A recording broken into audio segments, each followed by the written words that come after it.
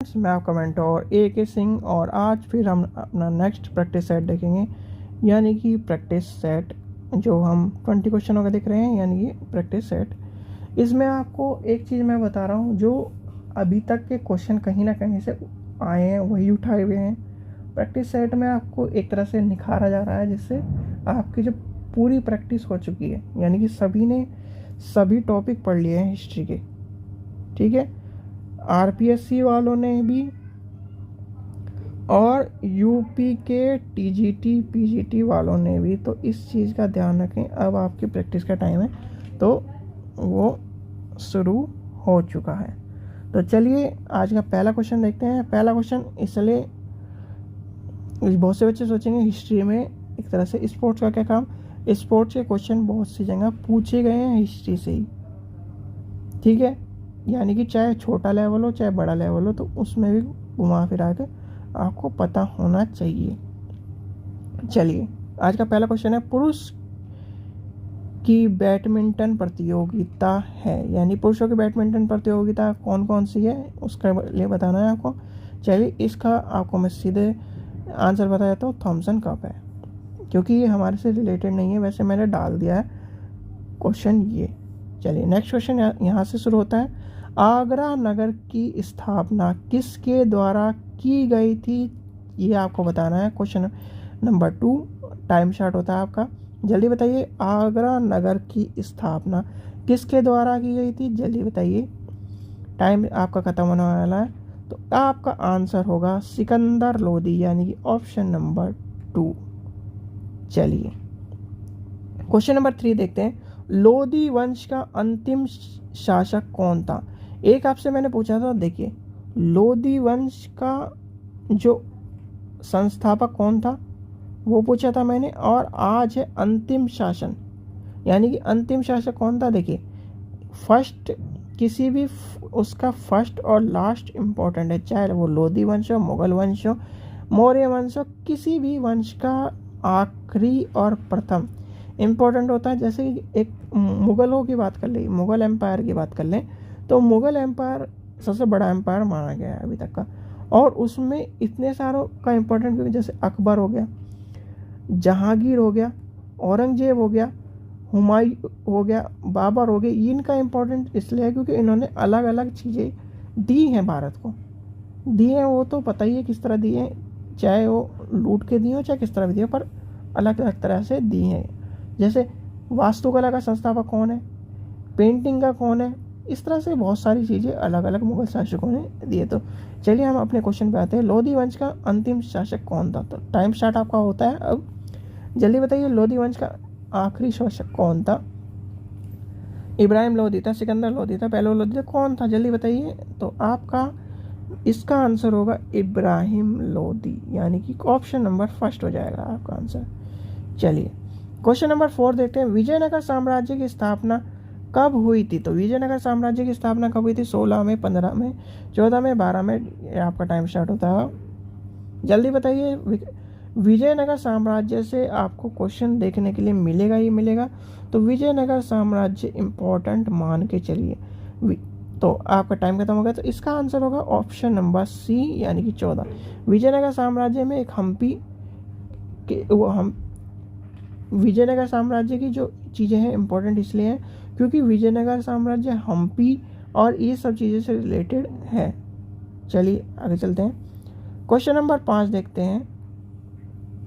Question number 5 क्या कह रहा है, क्वेश्चन नंबर 5 कह रहा है, बहमनी राजाओं की राजधानी थी। तो राजाओं की राजधानी क्या थी, चलिए आपके पास टाइम शुरू होता है, जल्दी बताइए।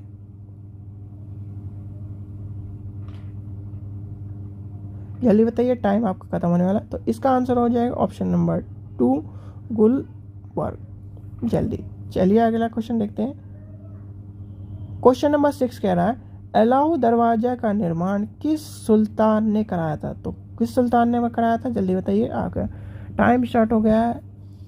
तो अलाउ दरवाजा किसने कराया था, अभी फिर उसके एक बात ट्रिक बता दूंगा।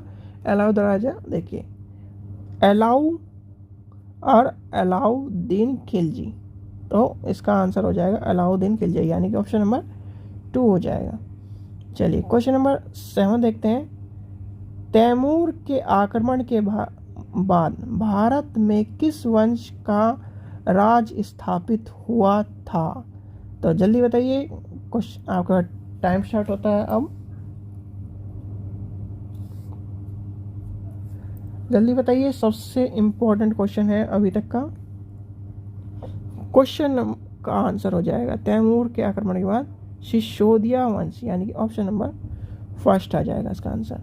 क्वेश्चन नंबर 8 देखते हैं। मोहम्मद गौरी किस वंश के थे?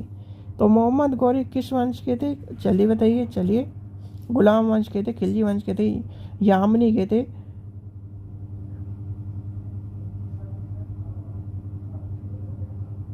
चलिए, तो आपका टाइम होता है खत्म और इसका आंसर हो जाएगा ऑप्शन नंबर 1 शीशे बनी। चलिए नेक्स्ट चलते हैं। क्वेश्चन नंबर 9 देखते हैं। निम्न में से कौन अपनी क्वेश्चन नंबर 9 क्या कह रहा है? निम्न में से कौन अपने को ईश्वर की यानी एक तरह से ईश्वर मानता था? तो उसके बारे में बताया गया है। जल्दी बताइए, आपका पास टाइम स्टार्ट होता है। तैमूर, लिंग, खिलजी या तो आपका टाइम बताइए। ये जो इसका आंसर होगा, इसका आंसर होगा option number C, Genghis Khan. Genghis Khan क्या समझता था अपने आप को? ईश्वर का एक तरह से। चलिए नेक्स्ट क्वेश्चन देखते हैं। क्वेश्चन नंबर 10 देखते हैं। कृष्णदेव राय ने निम्न में से किसके साथ मित्रतापूर्ण संबंध रखे? यानी कि एक तरह से मित्रतापूर्ण संबंध रखे। तो क्वेश्चन नंबर 10 क्या कह रहा है, उसका आंसर बताइए आप। चलिए आपका टाइम स्टार्ट होता है।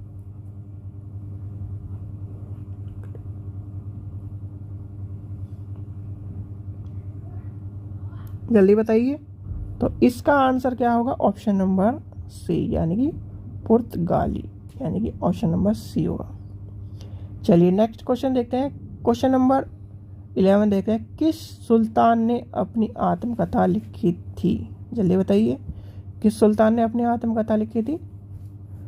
फिरोज शाह तुगलक है, बाबर है, अलाउद्दीन खिलजी है, मोहम्मद बिन तुगलक है? जल्दी बताइए किसने लिखी थी? तो इसका आंसर हो जाएगा आपको option number C, Firoz Shah Tughlaq ने अपनी आत्मकथा लिखी थी। क्वेश्चन नंबर 12 क्या कह रहा है? लोधी वंश के सर्वाधिक शक्तिशाली सुल्तान कौन थे? जल्दी बताइए, इसके आंसर क्या होगा? लोधी वंश के सबसे शक्तिशाली शासक कौन थे? तो इसका आंसर क्या होगा? इसका आंसर हो जाएगा सिकंदर लोधी, यानी कि आपका आंसर हो जाएगा ऑप्शन नंबर फर्स्ट। चलिए आगे चलते हैं। क्वेश्चन नंबर 13 क्या कह रहा है? रजिया बेगम एक तरह से चलिए क्वेश्चन नंबर 13 क्या कह रहा है? रजिया बेगम को एक तरह से किसने उन्हें राजा बनाने में, यानी एक तरह से सत्तायुक्त करने में किसका हाथ रहा है? तो उसके बारे में पूछा गया है।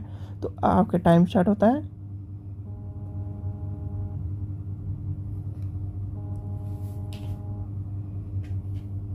जल्दी बताइए, इसका आंसर क्या होगा आपका? इसका आंसर होगा ऑप्शन नंबर 1 तुर्क। चलिए नेक्स्ट देखते हैं। किसने भूमि मापने का पैमाना गुज ए सिकंदरी का प्रचलन किया था? तो क्वेश्चन 14 का आंसर बताइए।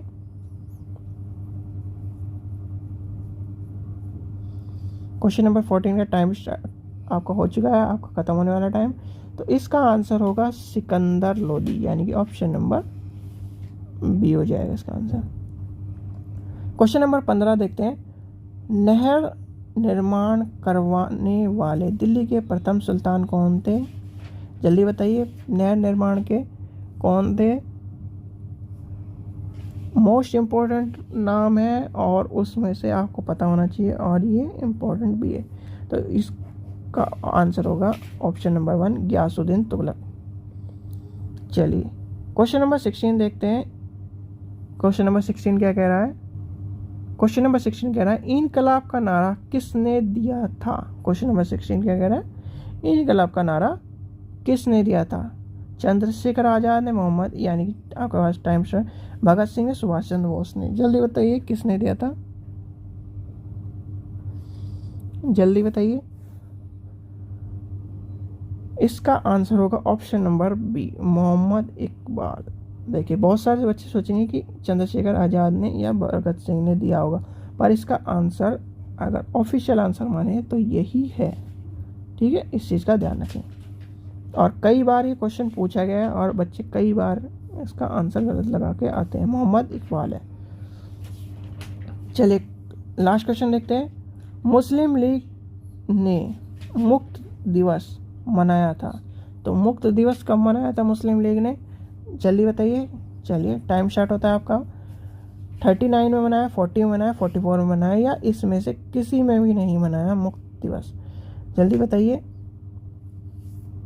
तो आपका टाइम होता ख़त्म, यानी कि इसका आंसर होगा ऑप्शन नंबर फर्स्ट, 39 में।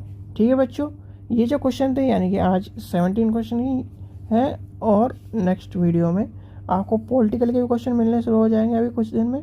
तो पॉलिटिकल के भी क्वेश्चन इंपॉर्टेंट है, जिससे आपकी जो टीजीटी पीजीटी की जो हिस्ट्री और पॉलिटिकल का जो पार्ट है वो आपका कवर होता चले जाए।